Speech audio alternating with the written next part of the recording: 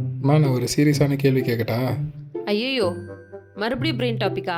வேணாப்பா வேணாம். இல்லடி, நம்ம பிரெயின் ஏன் நம்மளை கஷ்டப்படுத்துகிற விஷயத்த மட்டும் நல்லா ஞாபகத்தில் வச்சுக்குது, ஆனால் நம்ம நிம்மதியாக ஜாலியாக இருந்த விஷயத்த எல்லாத்தையும் ஆல்மோஸ்ட் எரேஸ் பண்ணிடுச்சு? அது ரொம்ப சிம்பிள்டா. பெயின் ஒரு பவர்ஃபுல் மூமெண்ட். நீ ஃபர்ஸ்ட் டைம் என்னை ஹர்ட் பண்ணிட்டு சாரி கூட கேட்கலல்ல, அது இன்னும் எனக்கு ஞாபகம் இருக்கு. சரிப்பா, அப்படி பார்த்தா ஒரு நாள் நான் உனக்கு சர்ப்ரைஸாக ஒரு gift கொடுத்தேன்ல, அதெல்லாம் ஞாபகம் இல்லையா? சொல்லுங்கள் மேடம். அதுவா, அதை அன்பாக்ஸ் பண்ணதும் ஃபார்கெட் ஆப்ஷன் கேட்டுச்சு, கிளிக் பட்டன் கொடுத்துட்டேன். சி, அதுதான் நம்ம பிரெயின் டிசைன். அது ஒரு சர்வைவல் மிஷன்ரா. ஹாப்பினஸ் ஒரு ரெக்கார்டரே இல்லை, ஹாப்பி மூமெண்ட்ஸை ரெக்கார்ட் பண்ணுறதுக்கு. அப்போ பிரெயினுக்கு பிளேலிஸ்ட்ல சேட் சாங் மட்டும் தான் சேவ் ஆகுமோ? அதே தான், பட் அதுக்குள்ளே நிறைய டீப்பாக ஒரு ரீசன் இருக்குது. டுடே டாபிக் அதை பற்றி தான். Why the brain remembers pain more than joy. அதாவது நம்ம பிரெயின் ஏன் சந்தோஷத்தை விட வலியை அதிகமாக ஞாபகப்படுத்துது பார்ப்போமா?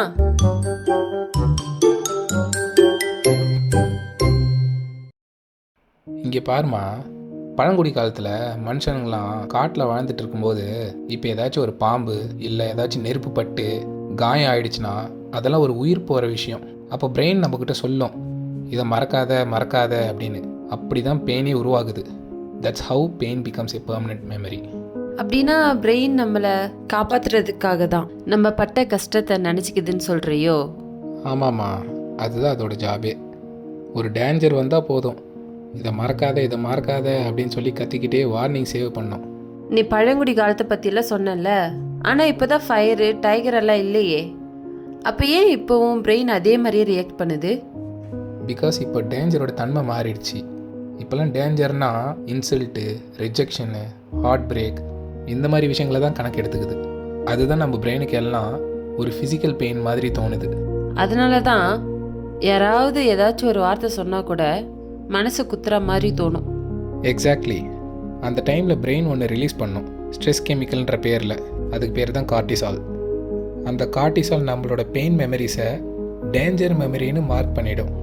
So next time even a small word can trigger that pain again. சும்மா ஒரு சின்னதாக ஒரு வார்த்தை சொன்னால் கூட அது ட்ரிகர் பண்ணி விட்டுரும் பழைய பெயினை. அப்போ ஹாப்பினஸ்க்கு இம்பார்ட்டன்ஸ் கொடுக்காதா நம்ம பிரெயின்? ஹாப்பினஸ் ஒரு டெம்பரரி மெமரிமா. பிரெயின் அப்படி தான் சேவ் பண்ணும். பிரெயின் சொல்லும், இதெல்லாம் உனக்கு ஆபத்தே இல்லை, நீ சேஃப் தான், ஃபைன் அப்படின்னு சொல்லிட்டு இதை பெருசாக சேவ் பண்ணாது. ஆனால் பெயின் வந்தால் மட்டும் ஒரு அலர்ட் அடிக்கும், ஏன்னா அது சேஃப் இல்லைல்ல. அதனால தான் நம்ம பிரெயின் ஒரு சின்ன ஃபைட்டையே பல தடவை ரீப்ளே பண்ணி நம்மளை டென்ஷன் பண்ணுதோ? அதே இதுக்கு பேர் தான் நெகட்டிவ் பையஸ்ன்னு சொல்லுவாங்க. அதாவது ஒரு நெகட்டிவ் ஃபீலிங்கை பேலன்ஸ் பண்ணுறதுக்கு ஒரு 5 பாசிட்டிவ் மூமெண்ட்ஸ் தேவைப்படுது பிரெயின் ஈக்குவல் பண்ணுறதுக்கு. அட, அதனால தான் மக்கள் எப்பவும் ஸ்ட்ரெஸ்ல இருக்காங்களா? ட்ரூ. நைட் டைமில் பெயினான மெமரிஸ் வந்து உன் மண்டையில் தட்டுன்னு தட்டும். அப்போ உன் மைண்டு ரிலாக்ஸாகவே இருக்காது. அப்போ அதை ஸ்டாப் பண்ணவே முடியாதா? அதனால தான் ஓல்டு மெமரி சில நேரம் ஃப்ரெஷ்ஷாகவே இருக்கா?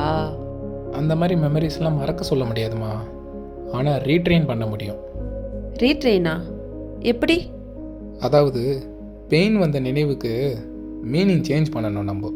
இவனால் தான் எனக்கு கெட்ட பேர், இவனால் தான் என் லைஃப் போச்சு அப்படின்னு சொல்கிறதுக்கு பதிலாக அதிலிருந்து நான் நிறைய கற்றுக்கிட்டேன்னு சொல்லணும். That's called emotional reframing. எமோஷனலான ஒரு விஷயத்த ரீஃப்ரேம் பண்ணுறது. இது நல்லா இருக்கேடா. அப்படின்னா ஒவ்வொரு கஷ்டத்துலையும் ஒவ்வொரு பாடம் கற்றுக்குறோமோ? ஆமாம்மா, pain is not a punishment, it's a teacher. அதனால தான் பழைய பாட்டு கேட்டாலே பழைய நினைவுகள் வந்து பெஸ்ட் ஆகுதா? அது ஏன் அப்படி? அது எமோஷ்னல் மெமரிமா. பிரெயின் நம்மளோட மெமரிஸை அந்த டைமோட நம்ம எமோஷன்ஸே சேர்த்து சேவ் பண்ணோம். அதனால தான் ஸ்மெல்லு, சவுண்டு, மியூசிக் இது எல்லாமே ஒரு பழைய உணர்ச்சியை திரும்ப ஆக்டிவேட் பண்ணிடும். அப்போ நம்ம பிரெயின் ஒரு எமோஷனல் ரெக்கார்டர் மாதிரி வேலை செய்யுதா? கரெக்ட். ஆனால் அதை ஸ்டாப் பண்ண வேணாம்னு நான் சொல்லுவேன். Let it come, let it go. ஏன்னா நிலைவு ஒரு அலை மாதிரி தான், அது வரும் போவோம். ஆனால் நீ தான் அது ஒரு மெமரிஸ்ன்னு புரிய வைக்கணும். இது நிஜம் இல்லை அப்படின்னு நினச்சாலே போதும். அப்போ பழைய கஷ்டம்லாம் கொஞ்சம் கொஞ்சமாக குறையுமோ? ஆமாம்மா, நீ அதோட மீனிங் மாற்றினாலே போதும், அது நிம்மதியாயிடும். சந்தோஷமா இருந்தாலும் பரவாயில்ல, அமைதியோடு வாழ்றது தான் ஒரு பெரிய சந்தோஷம்னு தோணுது இப்பெல்லாம். அதுதான் ட்ரூத்மா. மூளை பெயின் மெமரிஸை வச்சுக்கிட்டோம், நீ மனசால் அதை மன்னிச்சாலே போதும், அது பீஸாக மாறிடும். அப்போ இன்னைக்கு மாரல் நம்ம பிரெயினுக்கு ஹாப்பினஸ் ஒரு ஷார்ட் டைம் மெமரி போல். அப்போது பெயின் லாங் டைம் ஸ்டோரேஜ் மாதிரி வேலை செய்தோ? ஆமாம்மா, பிகாஸ் பெயின் டீச்சர்ஸ் சர்வைவல். எப்படி சர்வை பண்ணுறதுன்றது கற்றுக் கொடுக்கும். பட் ஹாப்பினஸ் சர்வை பண்ணுறதுக்கு எதுவுமே கற்றுக் கொடுக்காது. அது ஜஸ்ட் ஒரு பீஸ் தான் கொடுக்கும், அதாவது அமைதியை தான் கொடுக்கும்.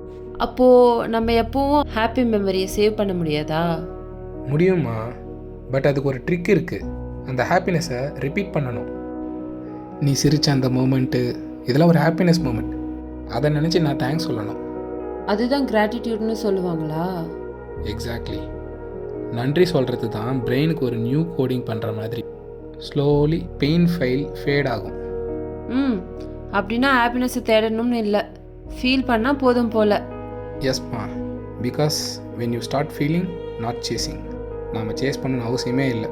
ஃபீல் பண்ண ஸ்டார்ட் பண்ணாலே போதும், பிரெயின் காம் ஆகிடும். நினைவுகள் மாறாது, ஆனால் அந்த நினைவுகள் எவ்வளவு காயப்படுத்தணும் என்று நாம் தான் தீர்மானிக்கிறோம். பிரெயினை ட்ரெயின் பண்ணு, மனசை ப்ளேம் பண்ணாதே. நன்றி, வணக்கம்.